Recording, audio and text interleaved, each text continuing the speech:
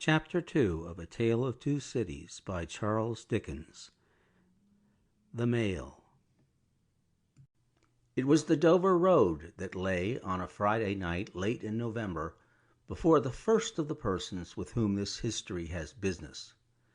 The Dover Road lay, as to him, beyond the Dover Mail as it lumbered up Shooter's Hill. He walked uphill in the mire by the side of the Mail as the rest of the passengers did, not because they had the least relish for walking exercise under the circumstances, but because the hill and the harness and the mud and the mail were all so heavy that the horses had 3 times already come to a stop, besides once drawing the coach across the road with the mutinous intent of taking it back to Blackheath. Reins and whip and coachman and guard, however, in combination, had read that article of war which forbade a purpose otherwise strongly in favor of the argument, that some brute animals are endued with reason, and the team had capitulated and returned to their duty. With drooping heads and tremulous tails, they mashed their way through the thick mud, floundering and stumbling between whiles, as if they were falling to pieces at the larger joints. As often as the driver rested them and brought them to a stand with a wary "Whoa-ho! So-ho, then!" the near leader violently shook his head and everything upon it, like an unusually emphatic horse, denying that the coach could be got up the hill. Whenever the leader made this rattle, the passenger started, as a nervous passenger might, and was disturbed in mind. There was a steaming mist in all the hollows, and it had roamed in its forlornness up the hill like an evil spirit seeking rest and finding none. A clammy and intensely cold mist, it made its slow way through the air in ripples that visibly followed and overspread one another as the waves of an unwholesome sea might do. It was dense enough to shut out everything from the light of the coach lamps but these its own workings, and a few yards of road, and the reek of the laboring horses steamed into it as if they had made it all. 2 other passengers, besides the one, were plodding up the hill by the side of the Mail. All 3 were wrapped to the cheekbones and over the ears, and wore jack-boots. Not one of the 3 could have said, from anything he saw, what either of the other 2 was like, and each was hidden under almost as many wrappers from the eyes of the mind as from the eyes of the body of his 2 companions. In those days, travelers were very shy of being confidential on a short notice, for anybody on the road might be a robber or in league with robbers. As to the latter, when every posting-house and alehouse could produce somebody in "the captain's" pay, ranging from the landlord to the lowest stable nondescript, it was the likeliest thing upon the cards. So the guard of the Dover Mail thought to himself that Friday night in November, 1775, lumbering up Shooter's Hill, as he stood on his own particular perch behind the Mail, beating his feet and keeping an eye and a hand on the arm chest before him, where a loaded blunderbuss lay at the top of 6 or 8 loaded horse pistols deposited on a substratum of cutlass. The Dover Mail was in its usual genial position, that the guard suspected the passengers suspected one another and the guard, they all suspected everybody else, and the coachman was sure of nothing but the horses, as to which cattle he could with a clear conscience have taken his oath on the 2 testaments that they were not fit for the journey. "Whoa-ho!" said the coachman. "So then, one more pull and you're at the top, and be damned to you, for I have had trouble enough to get you to it. Joe!" "Hello," the guard replied. "What o'clock do you make it, Joe?" 10 minutes good past 11. "My blood!" ejaculated the vexed coachman. "And not atop of Shooter's yet? Tch! Yeah, get on with you." The emphatic horse cut short by the whip in a most decided negative, made a decided scramble for it, and the 3 other horses followed suit. Once more the Dover mail struggled on, with the jackboots of its passengers squashing along by its side. They had stopped when the coach stopped, and they kept close company with it.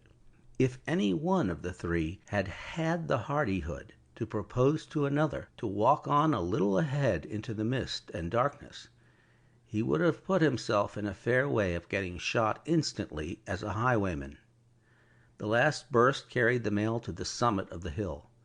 The horses stopped to breathe again, and the guard got down to skid the wheel for the descent and open the coach door to let the passengers in. "Joe!" cried the coachman in a warning voice, looking down from his box. "What do you say, Tom?" They both listened. "I say a horse at a canter coming up, Joe." "I say a horse at a gallop, Tom," returned the guard, leaving his hold of the door and mounting nimbly to his place. "Gentlemen, in the king's name, all of you." With this hurried adjuration he cocked his blunderbuss and stood on the offensive. The passenger booked by this history was on the coach step, getting in. The 2 other passengers were close behind him and about to follow.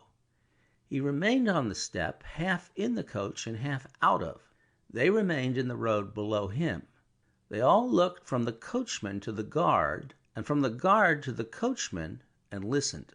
The coachman looked back, and the guard looked back, and even the emphatic leader pricked up his ears and looked back, without contradicting. The stillness consequent on the cessation of the rumbling and laboring of the coach, added to the stillness of the night, made it very quiet indeed.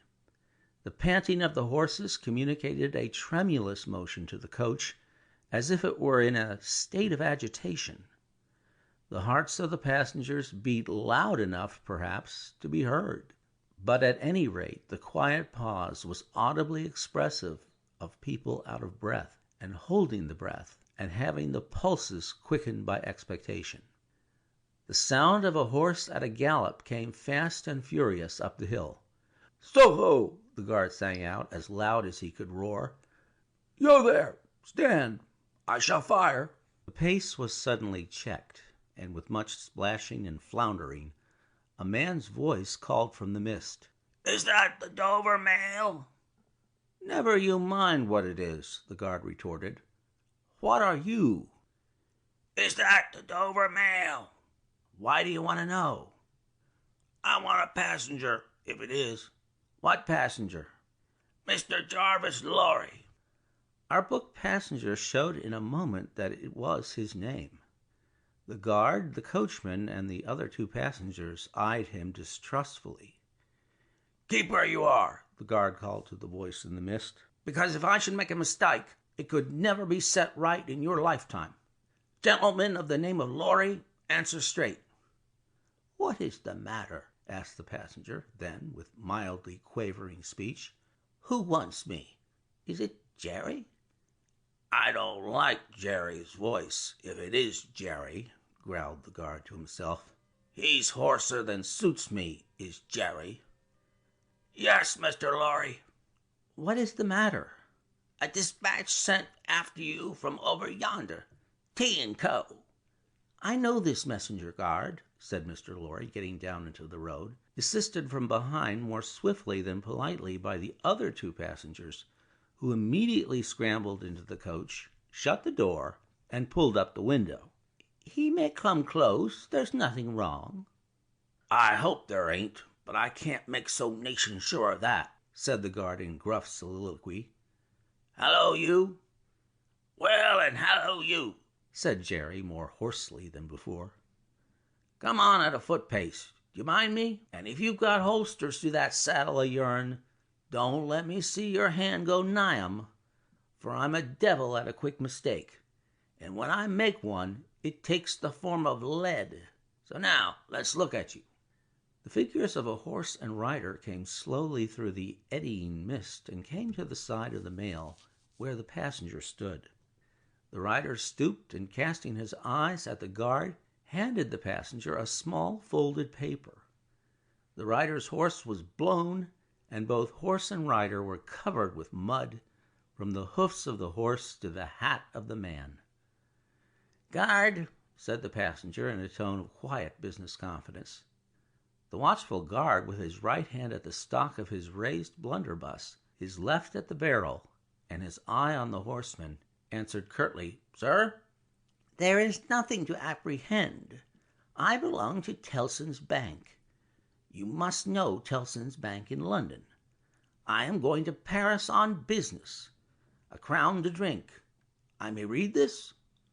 "If so be as you're quick, sir." He opened it in the light of the coach lamp on that side, and read, first to himself and then aloud. "Wait at Dover for Mamselle. It's not long, you see, guard. Jerry, say that my answer was recalled to life." Jerry started in his saddle. "That's a blazing strange answer, too," said he at his hoarsest. "Take that message back, and they will know that I received this, as well as if I wrote. Make the best of your way. Good night."